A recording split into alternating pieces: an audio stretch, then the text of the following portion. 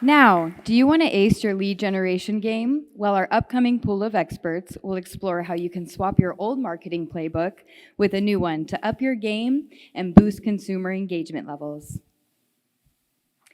Join me as I welcome the session's moderator and panelists on stage. Here's to the moderator, Sara Ostad, Bilingual Product Marketing and Corporate Training Manager at MotoInsight, and the panelists, Deborah Harris, CFO and Data Scientist at Harris Internet, and Samson Chiu, co-founder of Pieneer. Thank you very much.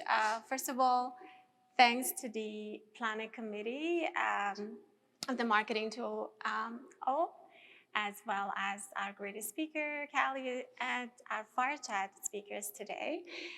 Great insights. And of course, we can't wait to hear your feedback, comments, and questions at the end of this panel. We're gonna get started. So accelerating marketing, transformation, how do we win in today's evolving consumer environment?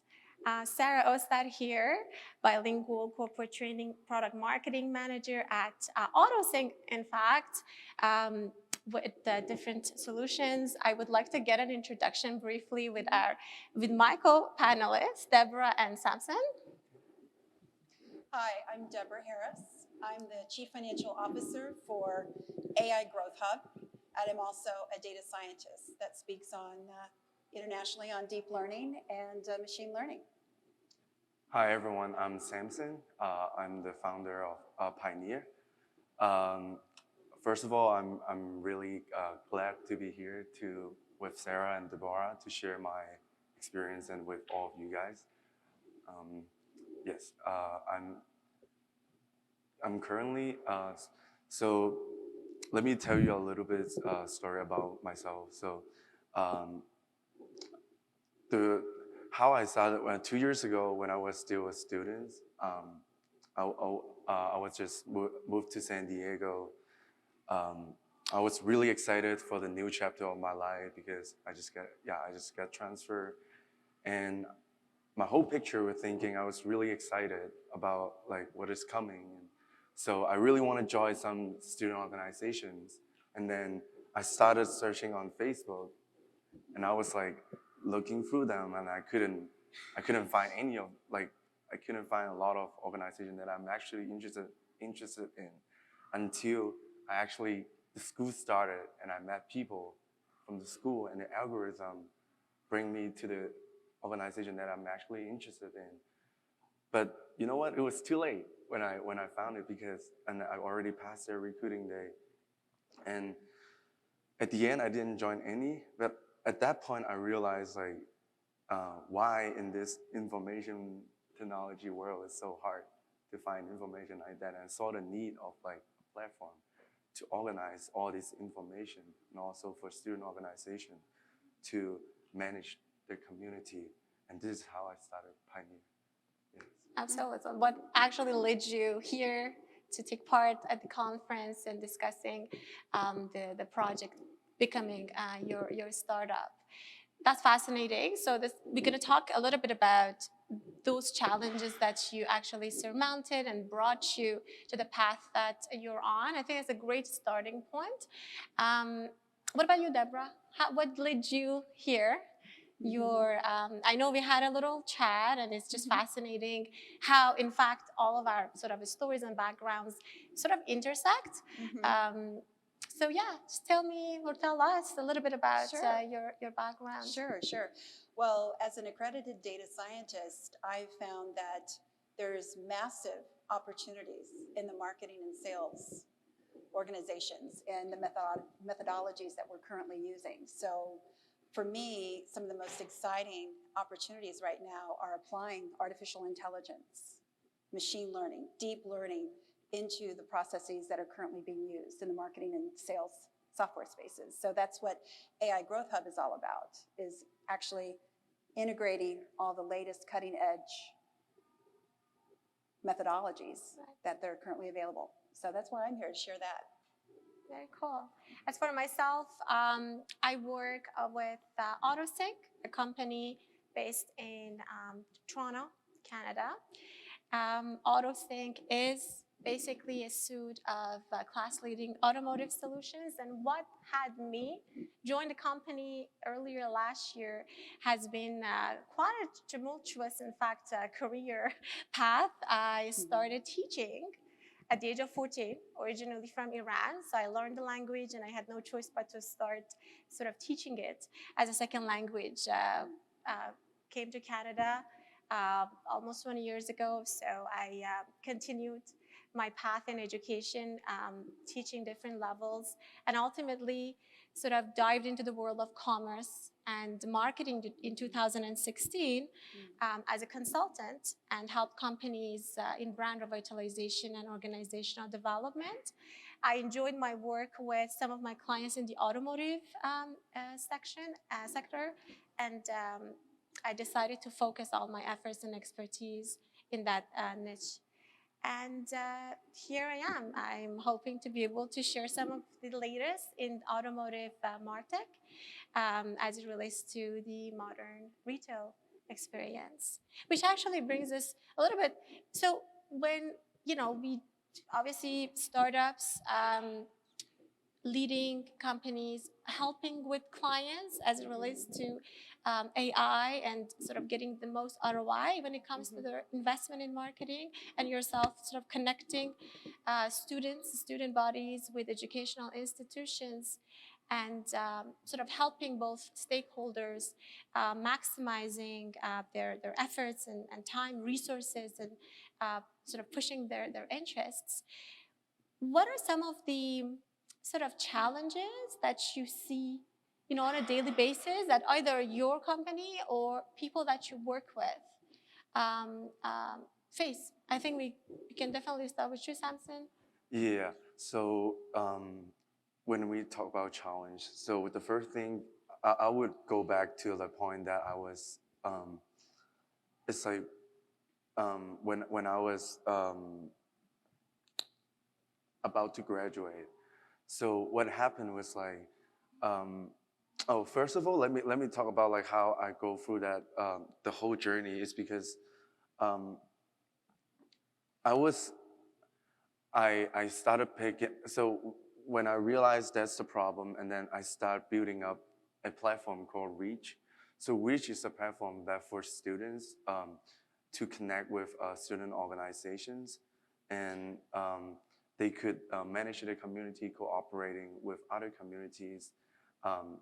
Because I see the potential of like how this could change the experience of the school experience. But when I think the most challenging for me, the whole journey, is because at the beginning I was really happy because I finally get to do something that is aligned with my goal, and also the whole entrepreneur journey made me learn a lot of things in all kinds of ways. But the most importantly, like that made me feel challenged, but also learn the most. It's like when I was recruiting people,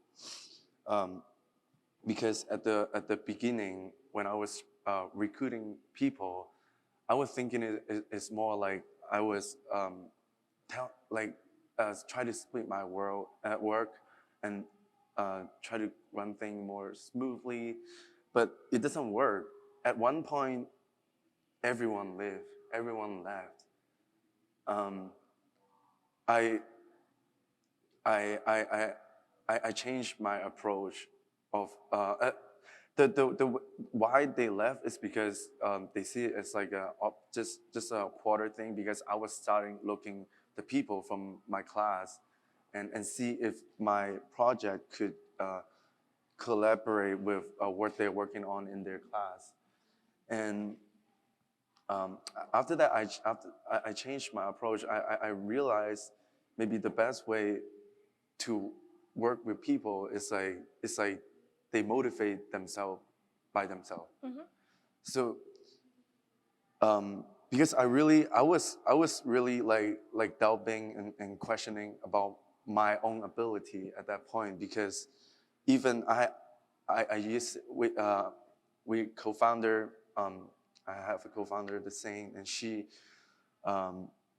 she's also, because we're graduating, so we don't really have to do this. It's not a school project anymore. Like we graduate, we can do anything we want. And then, yeah, when I'm doubting myself, I realize, so maybe I started, and I started look people from LinkedIn, and the new way that I do it is I try to align their goal with my goal. So I don't tell them what to do anymore, but it's more like I ask what they're passionate about and what they dream about, and see where I can help there, and see what they can contribute and doing something that they actually love to do. And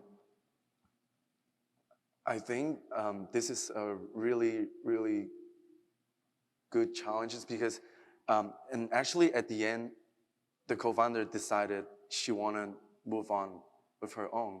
So that also made me question myself, am I going to do this or not? And I becoming have to handle everything on myself. But this experience, like, I got to grow a lot. So Absolutely, entrepreneurship journey. I think yeah. all of us in the room Oh yeah, been there, done that. can relate to. The only person excited about their own service and product, it has to be you. I teach entrepreneurship.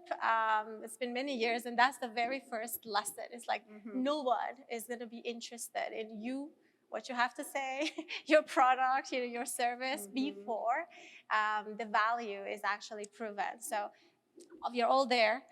We all start obviously with passion, with the value that we believe we're going to bring to our audience, and we take it from there. And I think what you mentioned was very important for the fact that you had to switch, right? The perspective. So you put yourself, right, in the shoes of people, the end users of the technology, better understanding their needs, why they're using what they're using, right? That's definitely something that should think of. Like if there's anyone who is struggling with the same sort of topic, concept, I think that's the first step to change that perspective and be more consumer centric than perhaps product centric, we could say, of course, right? So that's great. That's great. Thanks for sharing, Samson. What about you, Deborah? Challenges, yourself, the companies you work with. Yeah, I mean, there's two major challenges that are coming down that are with this topic. What's evolving? What's evolving right now in front of your eyes? You all know it. It's something we love to eat. It's cookies. Cookies are getting sunsetted. That's happening whether we like it or not. They pushed it a couple of times, but I can tell you by 2024, that's a problem for all of us as marketers. We're all digital marketers, right? The lack of cookies is a problem. The second issue is data privacy laws. Europe has been cutting edge on that, and now we have various states in the United States hopping along on that bandwagon, which could lead to federal privacy laws. So what do we do as digital marketers? How are we going to change with this evolving market? That's the big question, because what's happening is our digital marketing efforts are getting more and more expensive, less effective. So what are the strategies that we need to put into place, whether it's software, content, whatever it is, what do we need to do to address these two major things that are happening? Because I can assure you, your clients, the people in the C-suite, they are freaking out about this. And so that's what we need to solve. And that's what we might have an answer for that for you today. Yes, why not? I segue into that. So what are some of your responses when clients come to you? They read headlines, right? So first thing first, the cookies, third party, the removal of that from Google.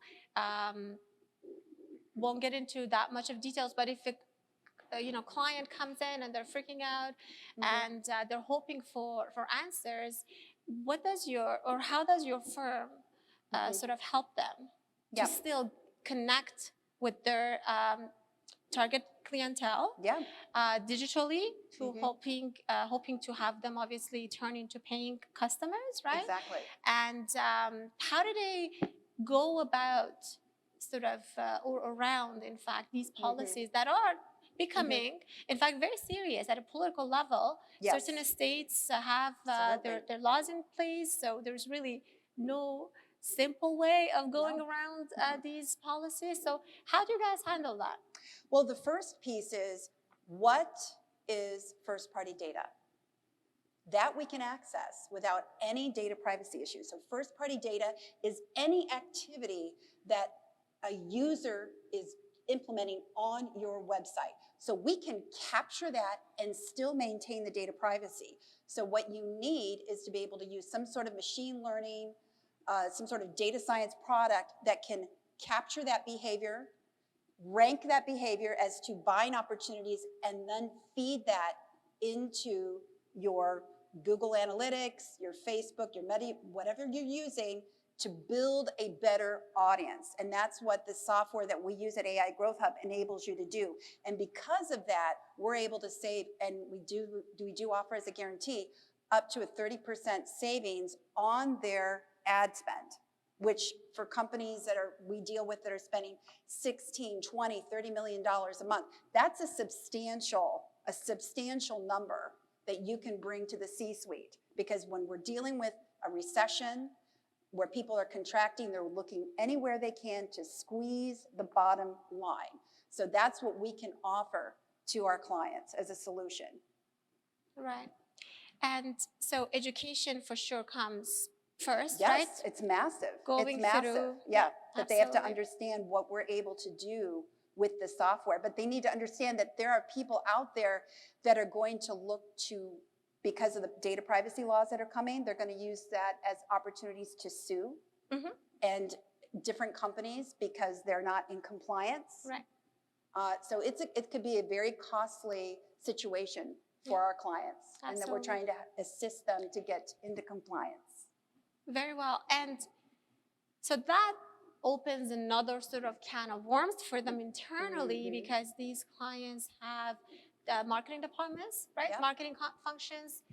They need to raise awareness internally, as well as retrain. Would you say that there needs to be change management at that level that gets implemented, right? Yeah, absolutely.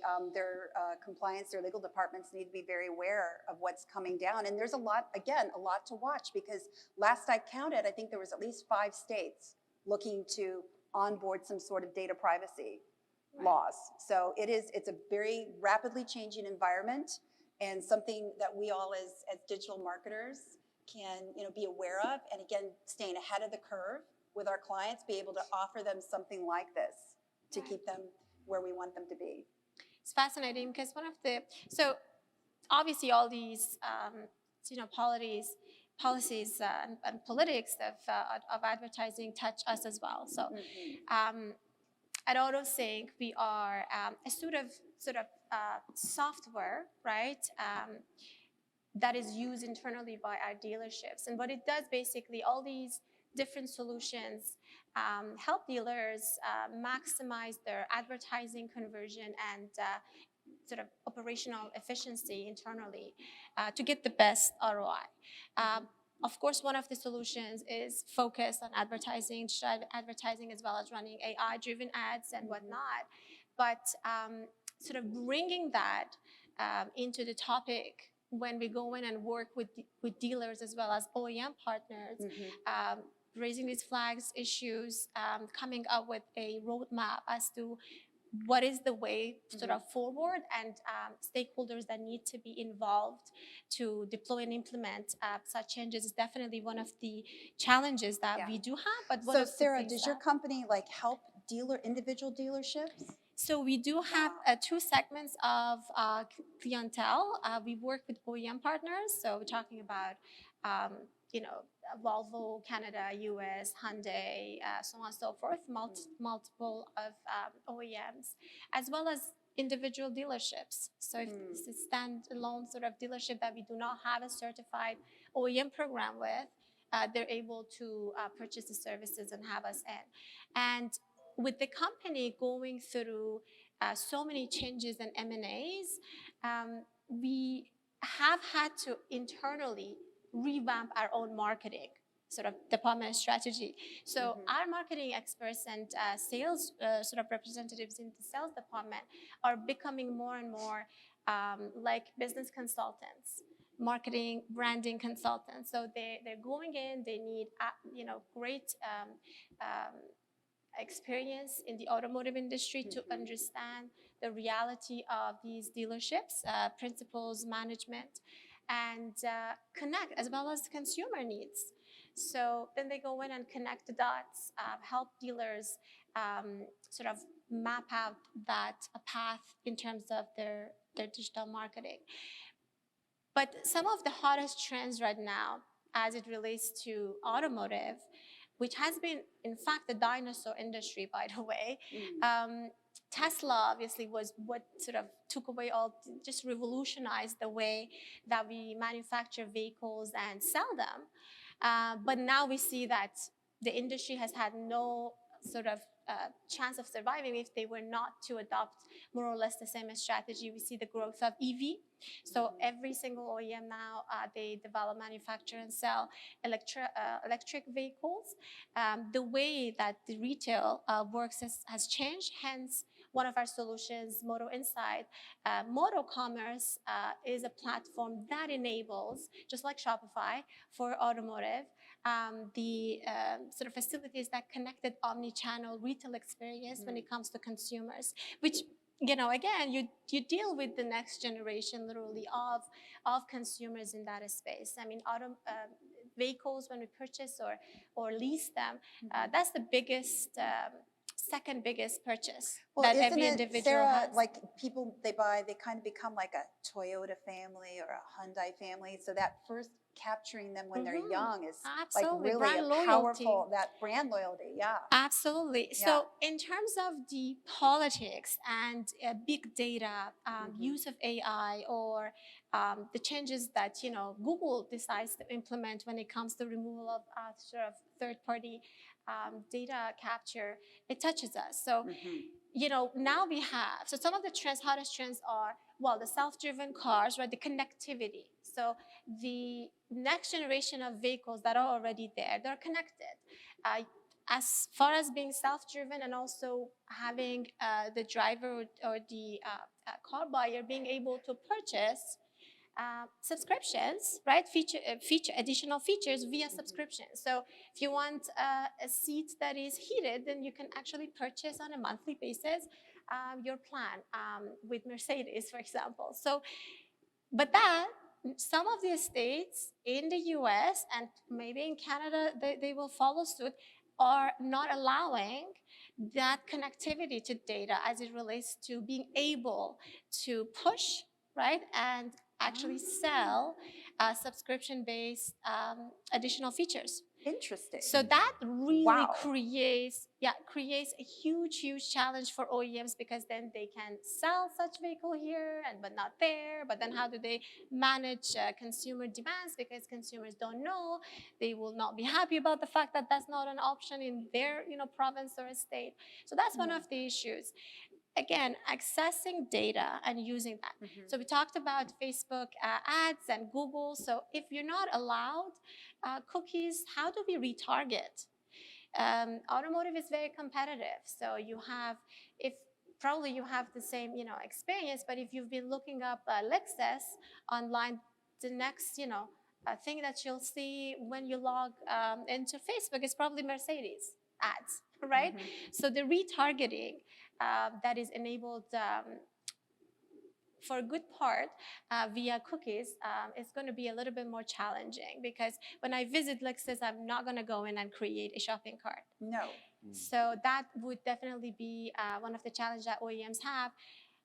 But via MotoCommerce, the platform that I mentioned, just like Shopify, that is now on all OEM websites, you can capture. There's no way, if you're interested to configure a vehicle, you start the purchase journey, but you have to put in create your account, right? So hence the first party cookies and companies being able to use that information for the retargeting and whatnot later on. So that gives us at MotoInsight that competitive edge to be able to offer such service our OEM dealers. And these trends, what they lead to transparency. So what's the value really? We talked about it at the very beginning. So taking the sort of focus off product, right? This is what it is, this is what it does, to benefit.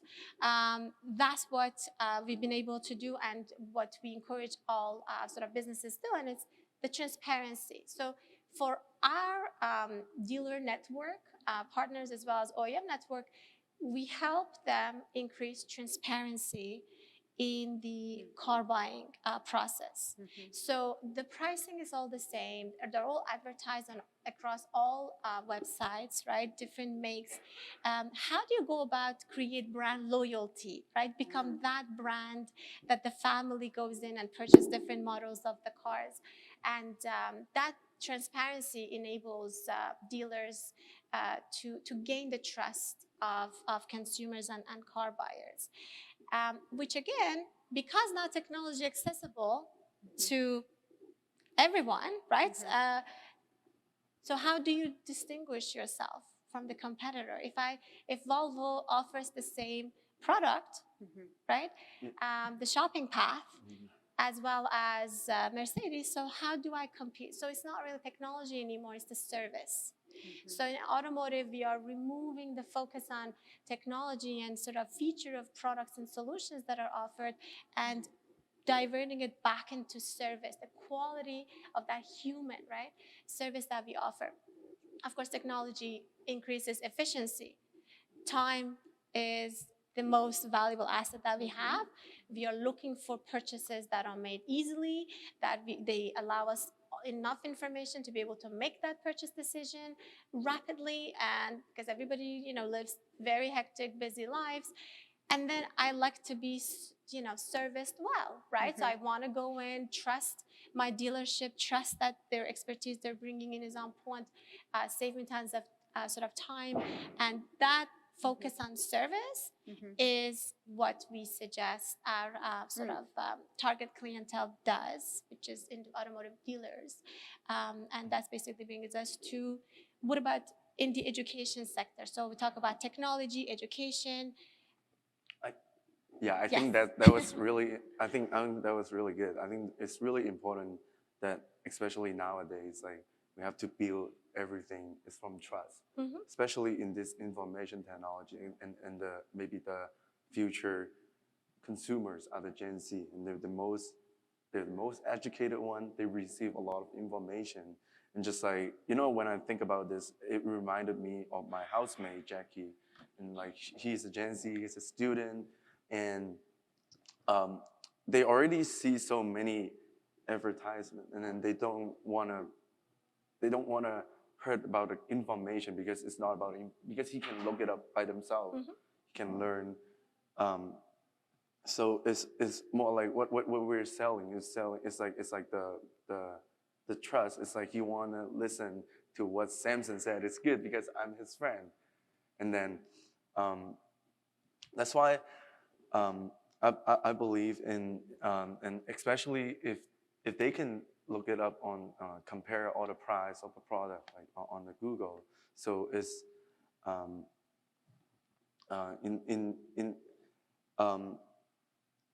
I would see this as like a network marketing, because it's built from it's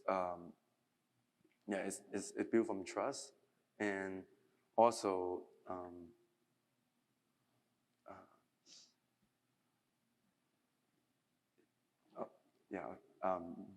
it's definitely, I mean, you talk about community, so reach connects, right?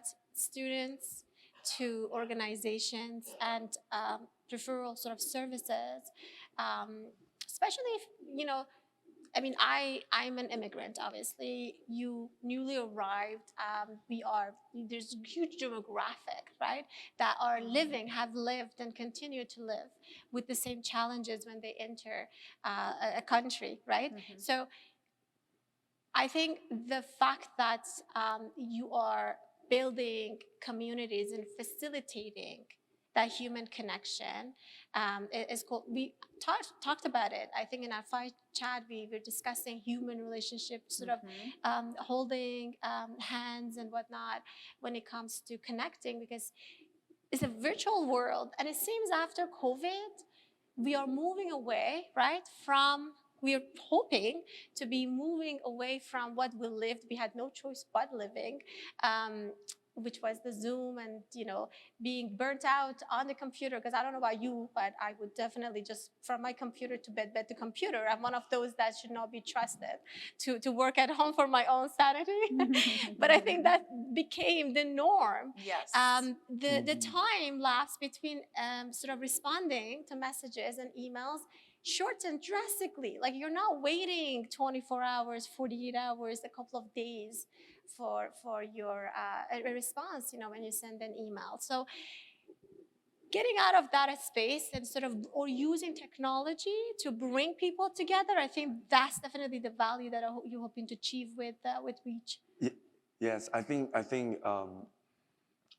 especially when you talk about the pandemic, I think the pandemic really changed the school environment, and that's why I was thinking about that solution, because what's happened after the pandemic is how the school has changed has become, because a lot of people realize, I can actually,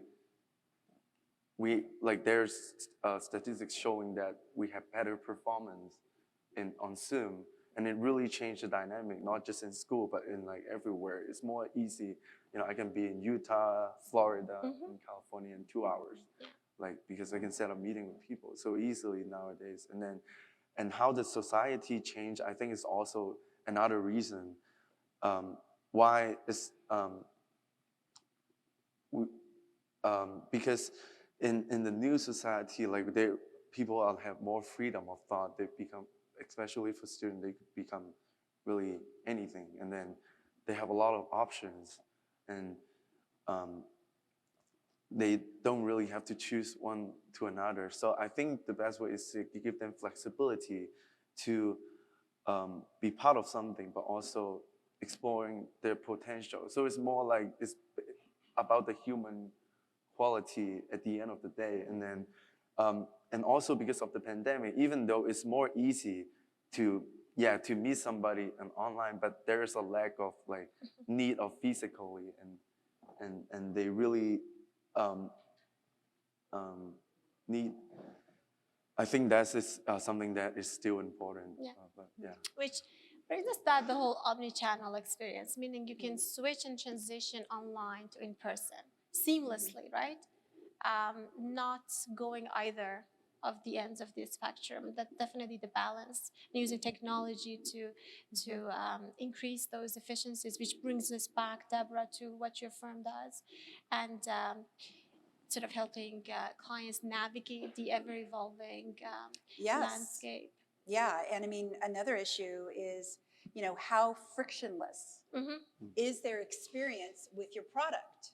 When you're online, is there a lot of problems, connecting to get to where you want to get to on the website?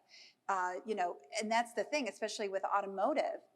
People do a lot of searching online before they even go into the dealership. So what's that user experience like? Right. How frictionless is it? Because now people don't have a lot of patience for where's the button? And this site's so clunky. They don't have any patience for that anymore. And as you're trying to get that younger first-time buyer, they're going to go to the website that's easier for them, that makes more sense to do their research before they ever step foot into the dealership. So yeah, that's another very key point, is that you want to make sure whatever your, if it's an e-com store, lead generation, whatever type of website that you have, that it is as frictionless as possible, so that your client, your potential customer, can find what they need to. The user experience. Yeah, the user experience. And it changes, because like they said in the earlier talk, you've got TikTok, you have people are like, what's going on here? And it just changes. What was cool in the 90s is not cool now. You know, it's changed. So we need to stay abreast of that as much as possible and be aware, because it's a good use of our money to make sure that our websites are as up to date as possible. Absolutely. So interesting anecdotal.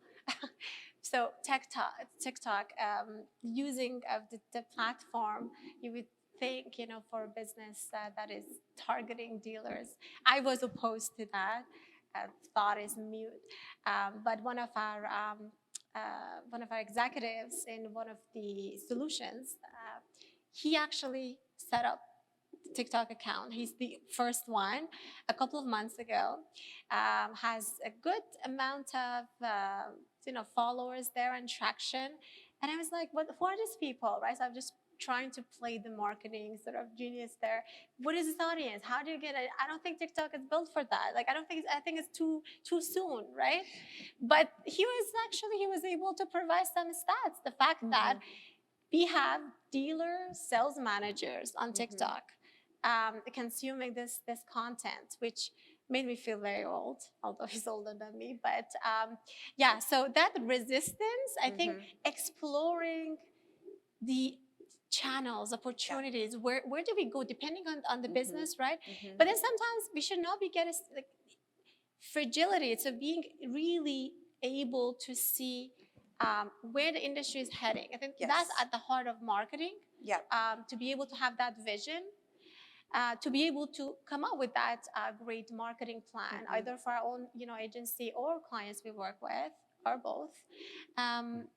So that was one of the interesting topics that came up. I don't think that's an issue with your audience. They're definitely on TikTok, and that's the best way to connect with them. Yeah, I think there's like many platforms nowadays, and then we have to like get to know how their algorithm works. I think that's like really important, because let's say TikTok, like it's a platform that even I have a new account, I get to expose to people.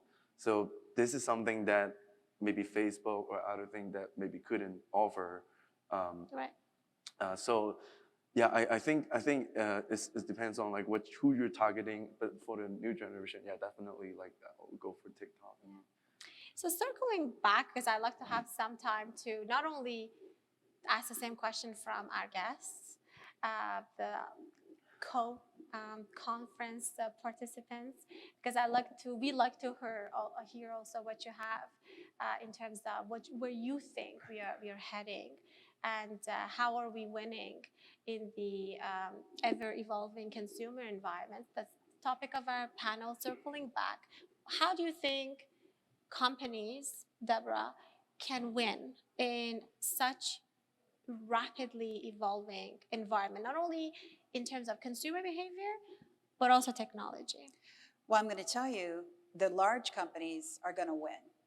The people that are going to get hurt are the smaller companies, because they may or may not be able to afford the software solutions.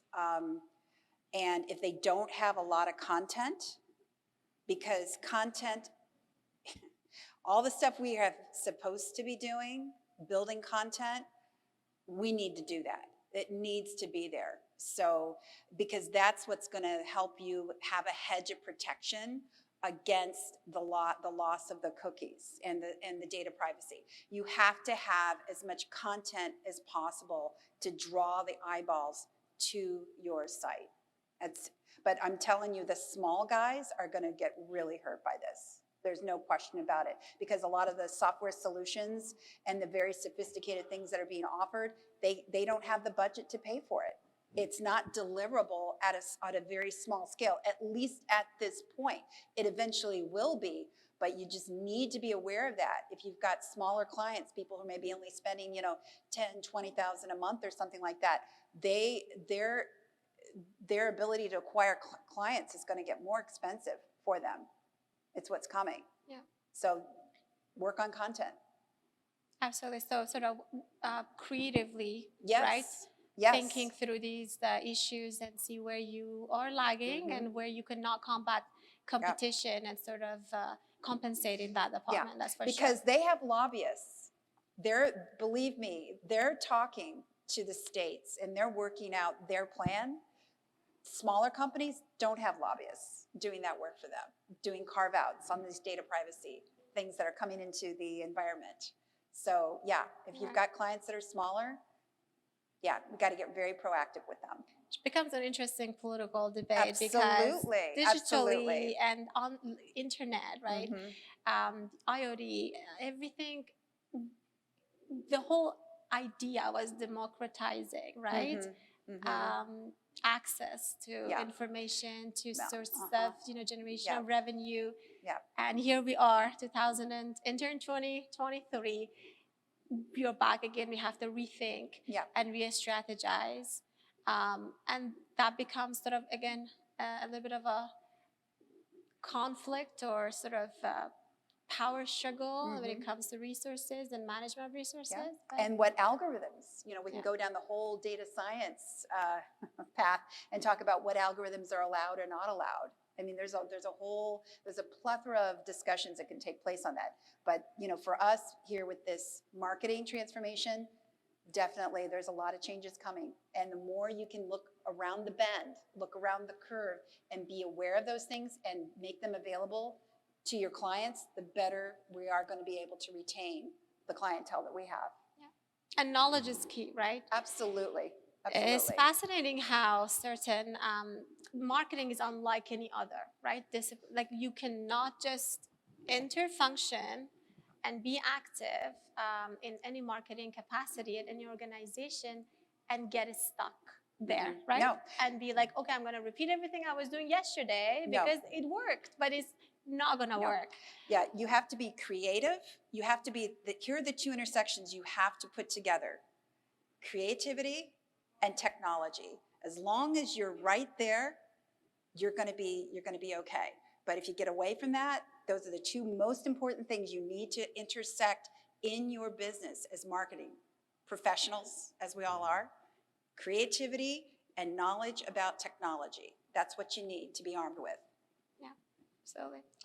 I really agree with that. Especially creativity, like why is so important, like in this like evolving consumer environment, is because I feel like the new era, like people are more looking for authenticity, and that's just come from like their own, like it's like when I feel like we're getting into an era that everybody would focus more on like what they could offer.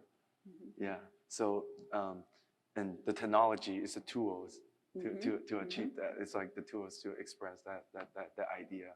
And I definitely agree. And also it's fit on even the new generation, and even like whatever generation that is. It's just this is like a new way to approach. And I also believe that that's why I was mentioning network marketing earlier, is because if I'm believe in the product specifically, and so I can tell people about it, and they just use technology as a tool to do the marketing, instead of like you putting an ad and that's for everyone.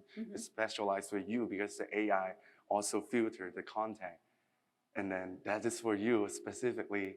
So I think that would be like the future of like marketing.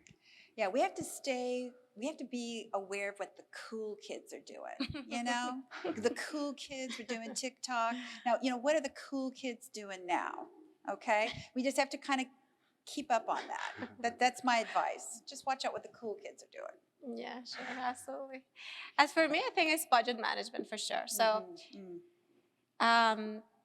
shifting from looking at marketing as, we still use the term spend, right? What is your spend? I don't like that word. Tell your clients, this is going to be the investment that you're required to make to get these results, and give them that sort of ballpark of the results they're looking for. Because if they cannot measure, if it's not in dollar sense, doesn't make sense to them, you're not going to be able to justify the sort of investment in technology that they need to be making it. And sometimes it becomes very hard. It becomes hard because they might have to let go of some stuff. Like, this is fascinating how marketing, human resources, and sort of in terms of business management, entrepreneurship, they all intersect. Sometimes, which again, we had that discussion, labor, right? Labor versus technology, and how do you really streamline and use technology to be able. Resources are fine, budget makes sense if you can cover all grounds, but unfortunately, businesses are going to be faced with very tough decisions as to maybe they have to let go of some headcounts to be able to provide or subscribe to that more expensive AI-driven tech software solution to be able to progress and keep their competitive sort of edge of state. And we talk about survival, we're not even touching on thriving in the business landscape. Yeah. So that's basically what the wrap up to the panel. We have almost 5 minutes left, and I would like to hear from our other conference participants, our colleagues here in the room. We'd like to hear from you. How do you think businesses can stay sort of on top of competition as it relates to the ever-evolving consumer environments? You can share your stories, insights, what's relevant in your industries, clients you work with, or if you have any questions, now's the time. Well, they're all so shy. They can't be that shy. You know, I feel like I'm getting a facial. I cannot see anybody. Yeah. The lights are so, I'm just Come on trying up to the mic. You want them on the mic, right, Nick? You want him to come up to the microphone? Yes. Yeah, come up to the microphone.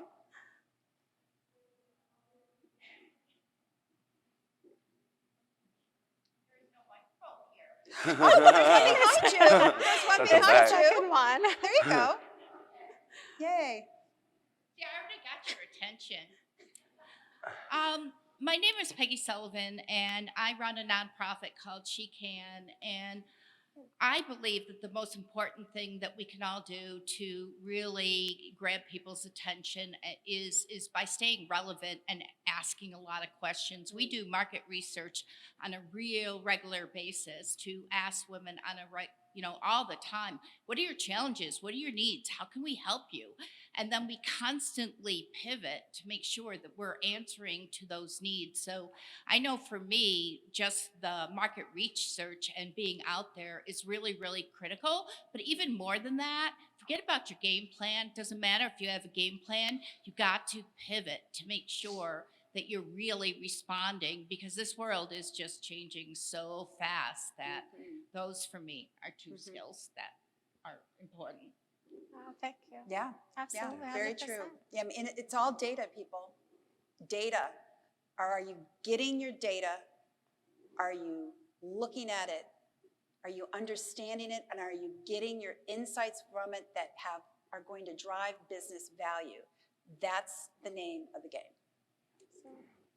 Hello, I'm Altamise Nicole, the founder of the AIGROWTHHUB Agency. And just to piggyback on exactly what you just said, I think it's extremely important that we understand the data, we read the data, but we can properly translate the story behind the data and making sure that we can communicate that properly to our clients so that way they can understand what that story is and why that consumer behavior is exactly what it is.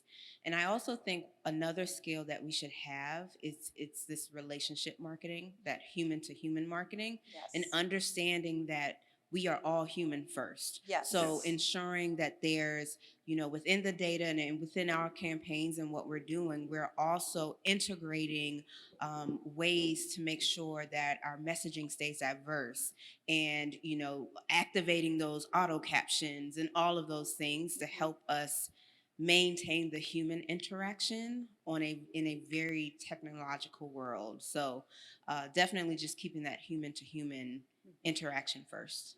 Yes, I think that's definitely very important, because when the world keep going and then robot can do a lot of things, and then at that point we will be thinking, so what define us? What make us human? And That's a good point. And as a data scientist, I will tell you, if you're doing something that's highly repetitive, there will be a machine doing that for you.